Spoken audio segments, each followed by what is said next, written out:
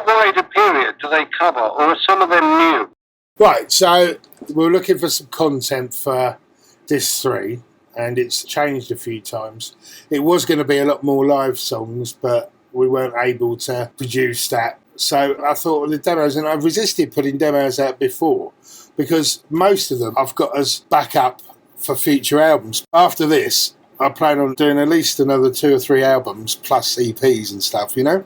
Yeah. And what's sometimes a problem for band is they start writing everything new and it's not got any of the heart and soul that originally attracted people, has it, you know? But I thought, well, this solves this problem. I've got all these tracks spanning the entire history of NFT. I mean, I've probably got 70 tracks from before the second album, you know, in 2006. Sure.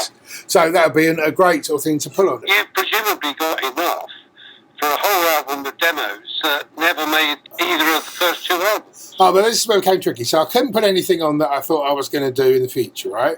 So that got rid of about 80 to 90% of it already. Yeah. So I didn't want to have to, you know, fiddle with them too much. And half of them, I don't know if it's a bad habit of mine, but it's definitely a habit of mine. When I put a song together, I tend to write quite fast. That often, a side effect of that is that I write one verse and copy it onto the second one just as a stopgap to get the song formed, and then I come back and rework the vocals, you know? So a load of the ones I had that I could have used, I haven't got vocals on or had that for the vocals. And I didn't feel that I had time or wanted to go and finish the vocals off. So that narrowed it down to the selection we've got here. So these are all tracks that I don't think I'm going to re-record, were complete enough to put on, you know? So these are all old then? Yeah, so 2 of them are very interesting. Control on there. Oh, that's my favourite. That was one of the first tracks that Tony heard and loved. That was certainly one of the ones that was more in a latter-day NFT style as opposed to the Rob Zombie stuff.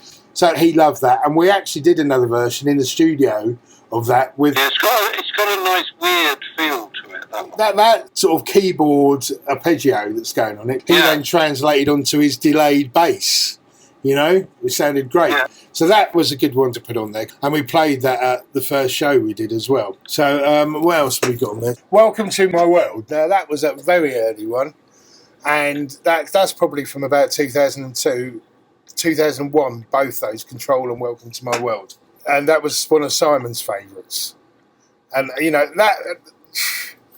that might get an outing again in the future, I think. And Never Again's got a funny story. Okay. You'll understand why. So many drunken nights down at Devonshire Arms and Slime Nights, and I bumped into Nick from Faces of Sarah, who's an absolutely diamond geezer.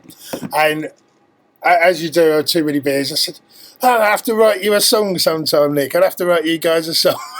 And after about 6 months of this, I got bored of hearing myself say it and never do it. I thought, come on, Bob, you've got to do this. So I got him round to Kentish Town, and he turned up about sort of 1 o'clock in the afternoon, and I started writing this song. And by about 4 or 5 o'clock, I'd finished this song.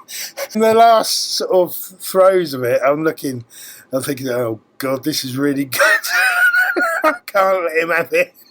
But I just invited him round. He sat here while I write this song for it. But I just can't let him have it. He went on to be in the reformed Sanctorium. Well, he did. We won't get into that. Yeah. So at the end of it, I'm looking a bit sweaty. And I said, look, Nick, I don't know how to say this, because Nick's going, God, this is amazing, Bob. I'm so proud. I said, you can't have it. I was sorry. I just felt there was no other way to be than absolutely truthful, you know?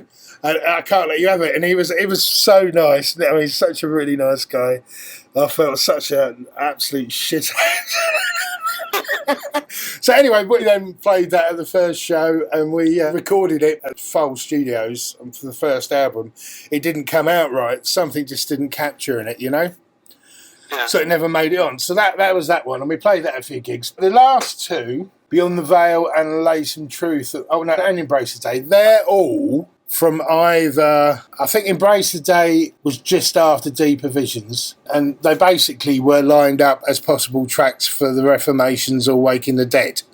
But there was about 20 tracks that didn't make it onto that, and they were some of them. But I do like them. They seemed good on here. Lay Some Truth on Me. It seems to have a bit of a mission vibe. I can imagine Wayne Hussey doing that one, you know?